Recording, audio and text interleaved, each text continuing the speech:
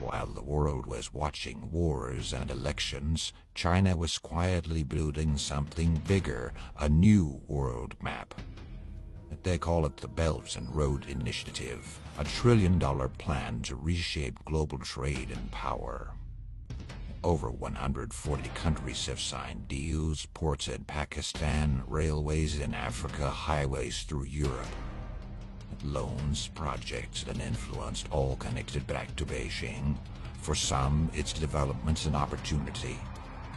For others, it's a trap, a debt diplomacy web that tightens with every project completed. From deserts to deep seas, China is rewriting globalization on its own terms. And behind every bridge, road, and port lies a single question: is the world being built or bought?